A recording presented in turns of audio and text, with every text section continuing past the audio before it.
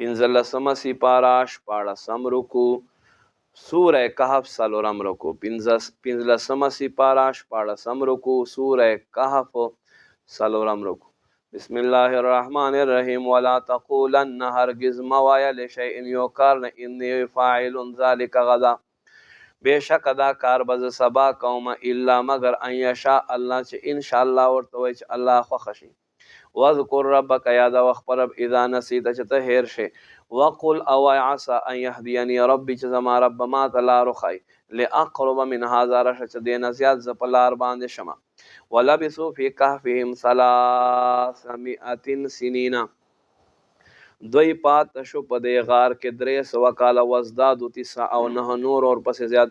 قل الله اعلم بما لبثوا ورته فرمای الله تخپت شو دوی سمرا پات شوی.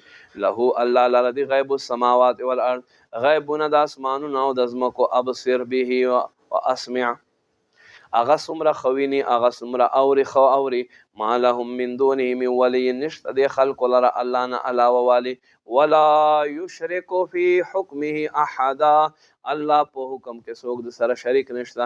واتلو ما اوحی الیک من کتاب ربک تلاوت کای محبوب سچ ستاره رب جانب کتاب تا وحی کیږي. لا مبدل لکلماته ید خبر بدلون کې څوک نشته دی. ولن تجد من دونه ملتحدا او هرگز بدن علاوه پناه ورکون کې څوک نه کې پیدا. واصبر نفسك مع الذين تخپل ځان مانو ساته او خلق سره يدعون ربهم بالغداء والعشي چې خپل رب ته بلنه کوي په وخت سحر او په وخت ماښام کې یریدون وجه دی الله رضا غواړي. ولا تعد عیناک عنهم ای محبوب تخپل سترګې له دوی نه مه ګرځوه.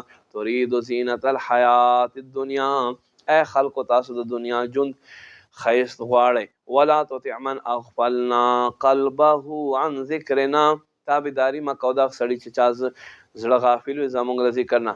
واتبع هواه او د خپل خواهشات په وکانه امره فرطا او د کار حد نه تیرېدونکی دی. وقل الحق من ربک اے محبوب ورته فرمای حق دستا رب له جانب دی.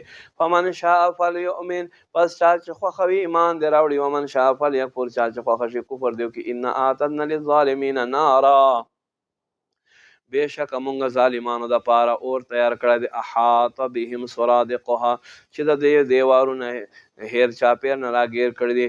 و ان یستغیثوا یغاثوا بماء او کدی طلب د اوبو ورکې دی فریاد رسیبه کې په اوبو سره کل مهله په شان د خوټ کېدل یشوي الوجوه سوزل بکوي د دې د مخونو بئس الشراب سمره بد د سکلو شیز دی. وساعت مرتفقا او دوزخ سمره بد زیاده پاته کېدو دی. ان الذين بشکا خلق امن چې ایمان راوړو عامل صالحات نیک کارونه وکړو. ان لا نضيع اجر من احسن عملا بشک مونږ نه ضایع کو څوک چې د نیکۍ کارونو عملو کې.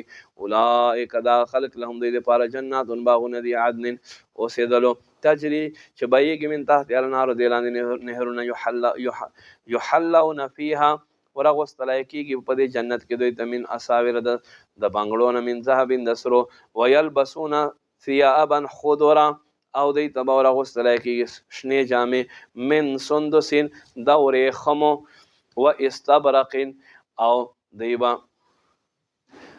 غټې جامې د ورېښمو غوندې متکین فی علی الارائک په تکیاګانو باندې به ټیکونه لګولې وي. نعم الثواب څومره ښه ثواب دی.